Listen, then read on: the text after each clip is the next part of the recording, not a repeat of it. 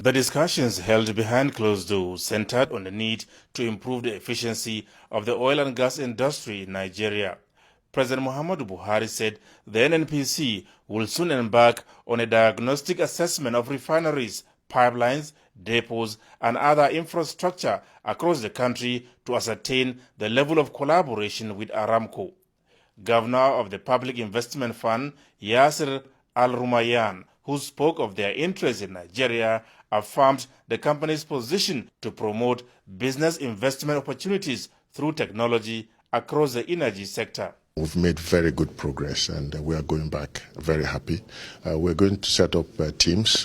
What we have agreed is that we're going to set up teams on our side and on their side, and we will discuss further. They are coming to Nigeria to look at the refineries and the state of affairs of the pipelines, and then we'll take it up from there. Next year, first quarter, we are starting with the rehabilitation of Port Harcourt Refinery, and I believe that by second quarter, we would have made some good progress towards the rehabilitation of Kaduna Refinery as well.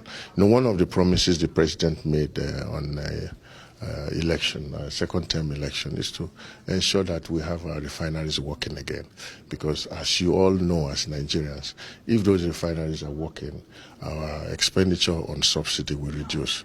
And that's really what we are pursuing. That's why we came out here, to ensure that our refineries work and the ancillary pipelines work.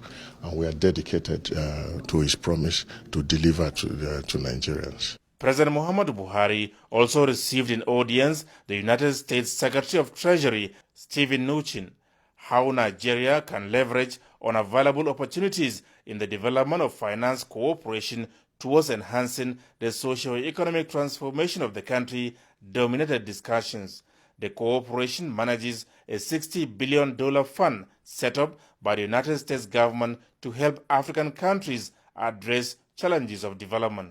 We don't know exactly how much we'll get from it, but a $60 billion fund is available, and we will pitch for it. We will talk to them, and then we will see how much of it we can attract to Nigeria. Mr. President identified power and the general upgrade of our infrastructure.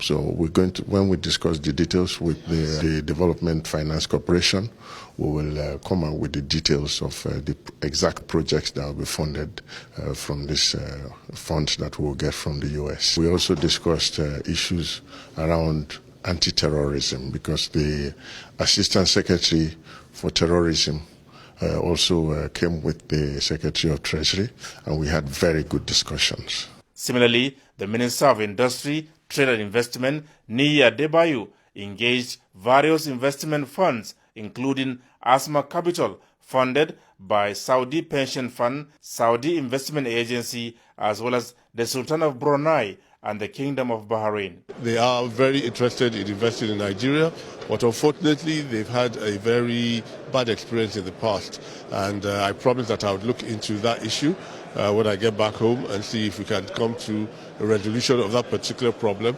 And I've asked them not to allow that to becloud their interest in Nigeria, because they have expressed that they are seriously interested in Nigeria. They're interested in funding infrastructure projects, power. They even went as far as talking about investing in pharmaceutical industry in Nigeria, because the chairman of the fund, who's one of the governors here in Saudi Arabia, is on the board of one of the biggest pharmaceutical manufacturing entities here. We're trying to get them to come and invest in power in Nigeria as well. So there are many areas that we're trying to get them to come and invest. Basically, they're looking at investing in infrastructure projects. The minister and the potential investors have agreed to further their conversations. From Riyadh, Saudi Arabia, Adamu Sambu, NTA News.